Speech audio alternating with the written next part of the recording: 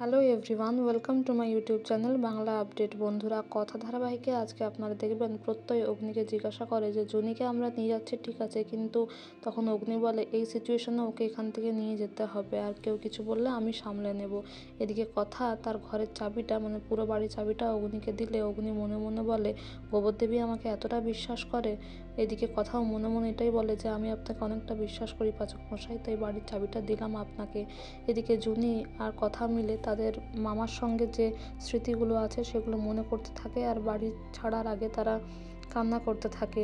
তারপরে দেখা যায় কথা যাওয়ার আগে ঘরটা ভালো করে দেখে আর মনে মনে বলে আমাকে গোবরডাঙ্গা ফিরে আসতেই হবে, অনেক কিছু রহস্য এখানে রয়ে গেল।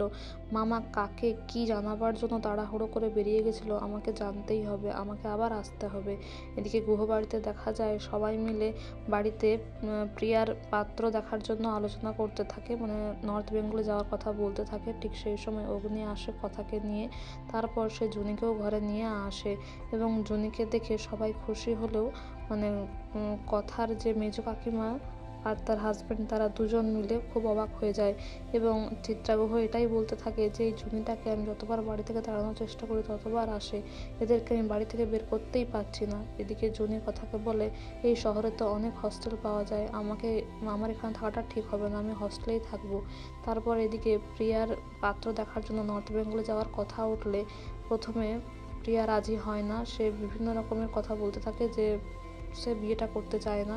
এদিকে অঙ্কিত প্রত্যয়কে বলে বিগ্রহ তো অলরেডি ডান, এদিকে প্রিয়ারও বিয়ে হতে যাচ্ছে, দাদান তো এক একটা উইকেট ফেলেই যাচ্ছে। এদিকে প্রিয়া মনে মনে এটাই বলতে থাকে আমি তো সৌরভকে ভালোবাসি আর আমি ওকেই বিয়ে করতে চাই, কিন্তু আমি কাউকে তো কিছু বলতেও পারছি না। এদিকে ছোটো কাকিয়া এসে কথাকে বলে চলো না কথা, জুনি তোমরা চলো, ওখানে গেলে দেখবে মনটা ভালো হয়ে যাবে। কথা বলে আমি তো কখনো পাহাড় দেখিনি। তখন অগ্নি বলে জুনি চলো, তোমরা সবাই আমাদের সঙ্গে চলো, দেখবে ভালো লাগবে। এদিকে আগামী পর্বে আপনারা দেখবেন অগ্নি কথাকে বলে যে আমি সুটকেসটা নামিয়ে দিচ্ছি, তুই প্যাকিংটা করে নে।